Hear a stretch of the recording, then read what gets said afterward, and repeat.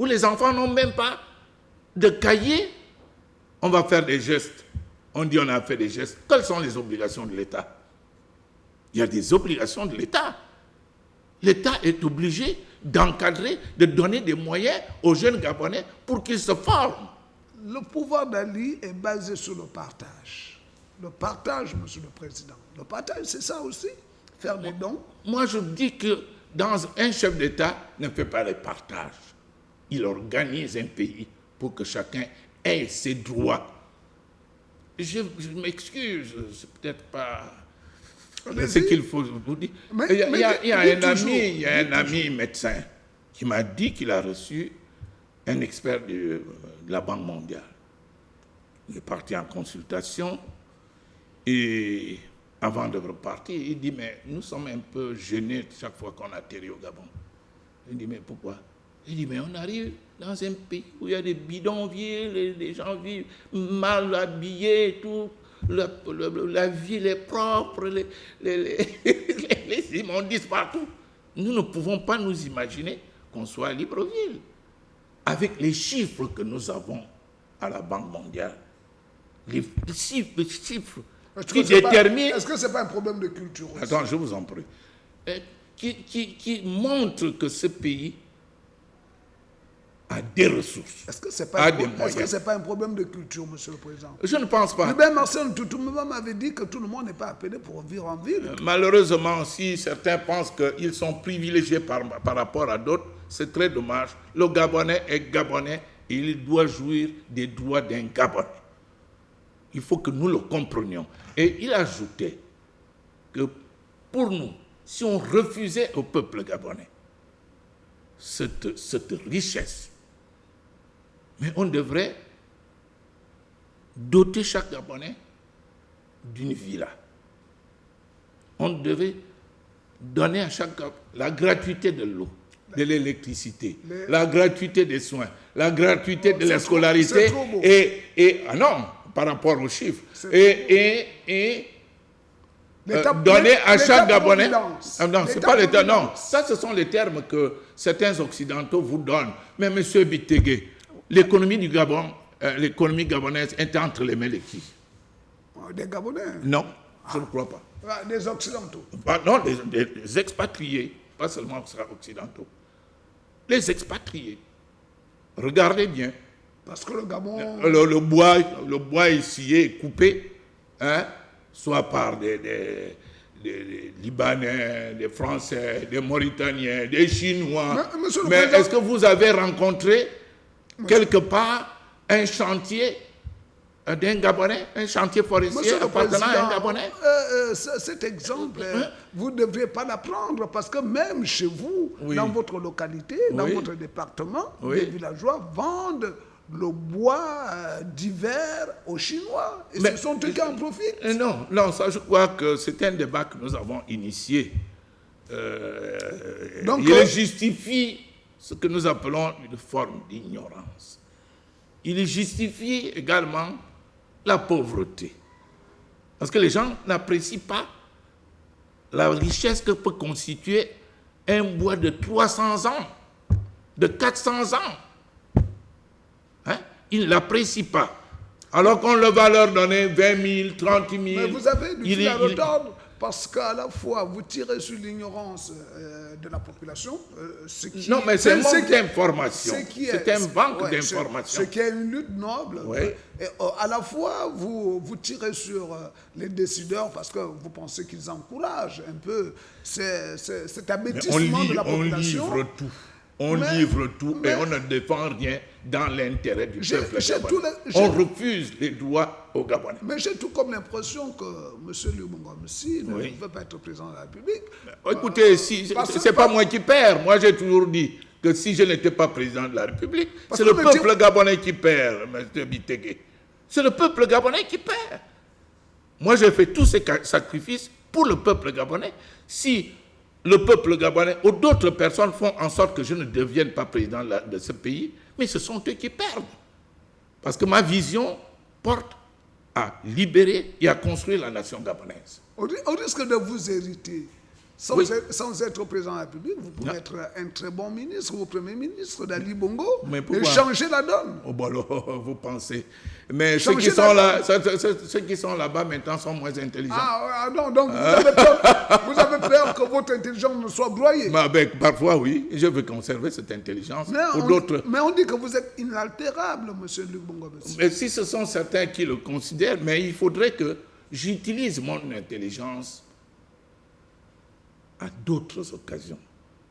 Je ne me sens pas dans un gouvernement,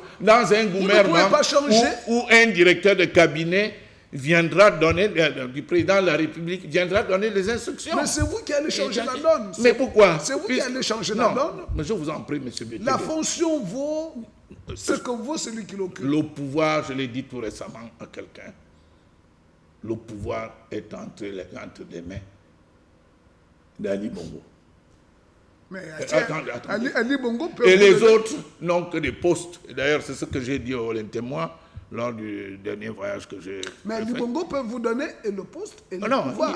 Comment il peut me donner le poste, donner le pouvoir aujourd'hui et le retirer demain? Vous le savez fort bien. Il est président de la République. Voilà pourquoi moi je préférerais... Mais le peu de temps que vous aurez le pouvoir, vous savez, on ridiculise les gens. Vous voyez comment vient de partir le général, le professeur Nzouba. Il n'est pas parti. Enfin, il n'est pas encore parti. Il n'est pas parti. Ah bon, tant mieux, parce que s'il n'est pas parti... Parce qu'un professeur ne parle pas comme ça. Ben non, il est parti du gouvernement, puisqu'on nous a annoncé qu'il avait posé sa démission. C'est pas lui qui vous l'a annoncé. Non, c'est quelqu'un d'autre. Mais voilà pourquoi j'ai dit... On attend qu'il vienne nous annoncer son départ. Pour moi, il n'est pas parti. Il n'y a pas eu la forme. Tout justement, c'est le professeur Nzouba qui devait dire à la télévision: j'ai déposé ma démission entre les mains du Premier ministre, professeur Onondo, pour telle raison. Mais il n'appartenait pas à Makaman de venir annoncer au peuple gabonais que le professeur Nzouba a posé sa démission. Il y a un vice de forme. Elle est porte-parole du gouvernement. Mais non. C'est peut-être des convenances. Je dis il y a des vices de forme. Et dans un gouvernement comme ça... C'est peut-être des convenances. Un professeur ne peut pas déposer sa démission... Pourquoi? Il était membre du gouvernement. À un autre professeur. Professeur Nzouba et professeur Onondo. Vous m'amusez, monsieur. Mais nous ne sommes pas dans le domaine universitaire. Nous sommes dans le domaine politique. Où les deux sont des élus. Onondo est Premier ministre, chef du gouvernement. Et il a dans ce gouvernement d'autres professeurs. Et si un de ces professeurs estime qui ne peut plus continuer à faire partie de cette équipe, il lui appartient d'écrire sa lettre de démission et de la remettre au Premier ministre, éventuellement avec une copie au président de la République. Au Premier ministre, ou bien remettre la copie à celui qui l'a nommé. Est-ce que vous êtes sûr que c'est le professeur de Onondo qui a nommé Nzouba? On ne démissionne que face à celui qui l'a nommé. Je dis, à partir du moment où on suppose qu'Onondo est le Premier ministre, chef du gouvernement, Onondo a l'obligation. Enfin, je parle d'un président. Oui, je le dis, je l'assume, puisque vous me dites c'est Ali Bongo qui l'a nommé. Non, je n'ai pas dit. J'ai dit bon. C'est lui qui l'aurait nommé. Mais je dis... Et puis je dis oui. Je l'ai dit. Il est le mieux, quel que soit ce que les gens peuvent comprendre ou entendre, le mieux pour nous aurait été que le professeur Nzouba dépose sa démission entre les mains du Premier ministre, professeur Onondo, et que, au besoin, il envoie copie au chef de l'État. Et que ce soit le professeur Nzouba qui annonce au peuple gabonais sa démission du gouvernement Onondo. Copier-coller avec la France, mais la France... Mais ce n'est pas un problème de copie-coller. Qui vous joue des tours aussi. Nous sommes arrivés presque au terme de notre émission. Déjà. 45 minutes, ça passe vite. Mais vous avez encore 3 minutes pour votre mot de la fin. Ben, je ne sais pas si nos téléspectateurs auront retenu quelque chose de notre entretien. Très riche. Je vous l'avoue, cette émission a été très riche. Je souhaite que de plus en plus, nous puissions chercher à nous comprendre Parce que, et quand nous passons à la télévision, nous ne passons pas à la télévision essentiellement pour que ce soit les opposants qui nous écoutent. Nous nous adressons aux Gabonais. Nous demandons aux Gabonais de prendre conscience que ce pays est le leur.